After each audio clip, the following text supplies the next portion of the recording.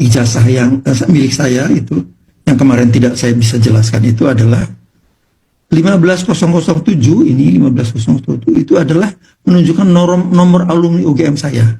Sekarang saya alumni ke 15.007. Oke. Kemudian STBWT adalah inisial nama dekan dan sekretaris. Karena masih sama, belum berubah ya. Dekannya masih Pak Sutoyo Cokrodiharjo dan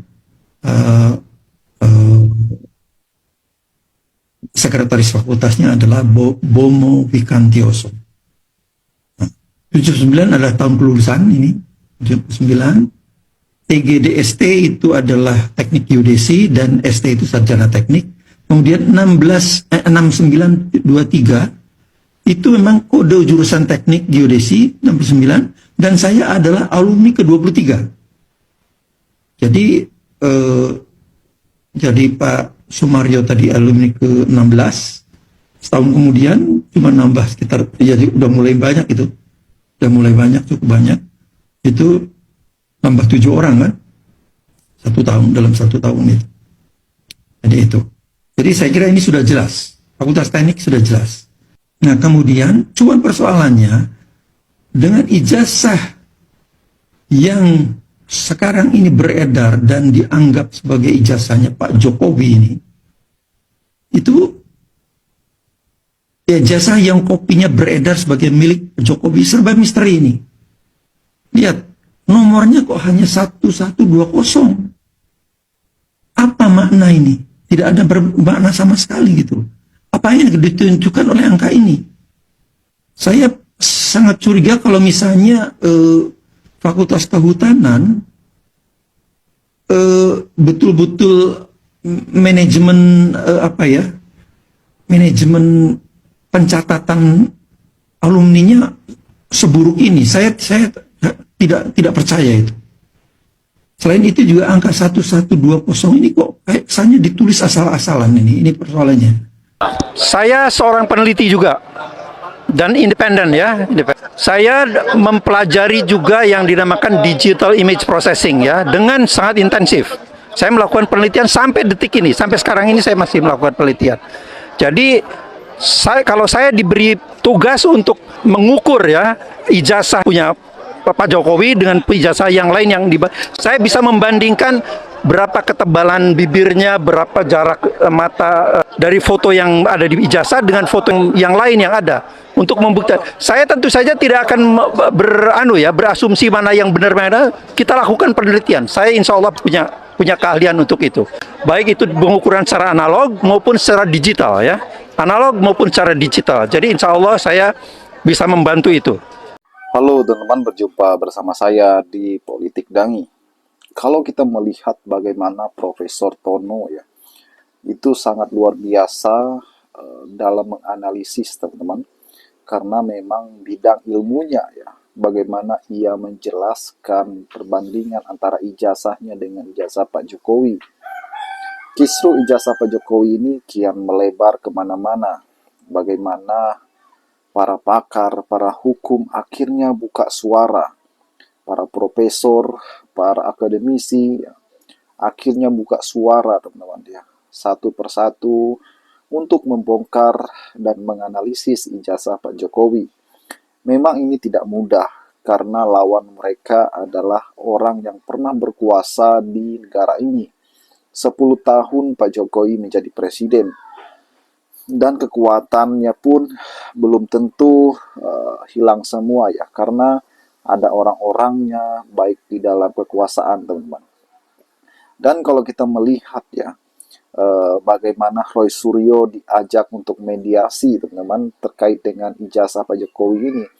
Namun Roy Suryo dan kawan-kawan menolak mediasi tersebut.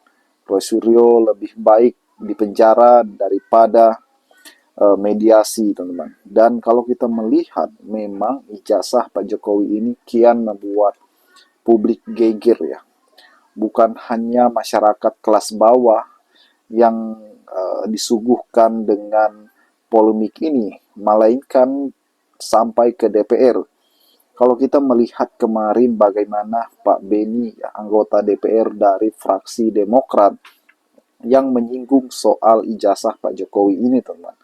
katanya ada pihak lain yang tidak mau memperlihatkan ijazahnya. Nah, DPR saja ragu kalau Pak Jokowi mempunyai ijazah, teman-teman. Ini kan kocak dan lucu.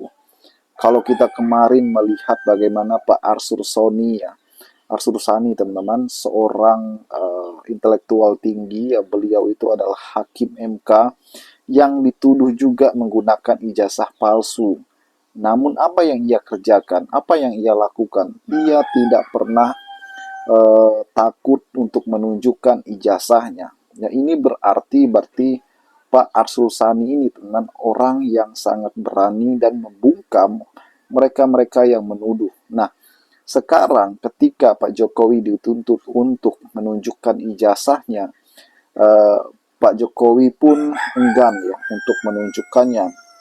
Kata Pak Jokowi ya, mereka tidak punya hak meminta saya menunjukkan ijazah saya. Ya, itulah kutipan yang disampaikan Pak Jokowi. Kecuali, kata Pak Jokowi, pengadilan yang meminta saya untuk menunjukkan ijazah, maka saya akan menunjukkannya. Dan kemudian bagaimana kalau kita melihat kemarin ya, Komisi Informasi Publik itu melakukan sidang terhadap lembaga-lembaga yang ada. Yang pertama KPU Solo, ya, Polda, kemudian KPU Jakarta hingga UGM, teman-teman. Dan terlihat ya di sana bahwa KPU Solo pun tidak memiliki beberapa dokumen Pak Jokowi ya, yang katanya sudah dimusnahkan. Namun baru-baru ini ya mereka malah klarifikasi lagi bahwa dokumen Pak Jokowi aman. Ya, ini menjadi pertanyaan hebat, teman-teman.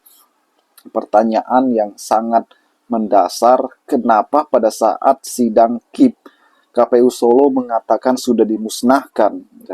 Dan kemudian setelah itu ramai diperbincangkan, KPU Solo malah mengatakan lagi itu tidak dimusnahkan ya.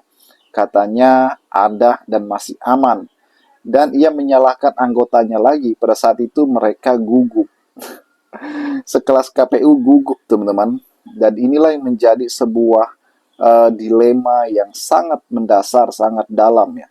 Kemudian bagaimana UGM juga ya tidak memiliki beberapa dokumen Pak Jokowi, dan ini kan menjadi pertanyaan-pertanyaan publik. Dan kemudian bagaimana ijazah Pak Jokowi ini terus dipermasalahkan walaupun ada tersangka, teman-teman ya. Bahkan 8 tersangka yang baru-baru ini ditetapkan Polda Metro Jaya.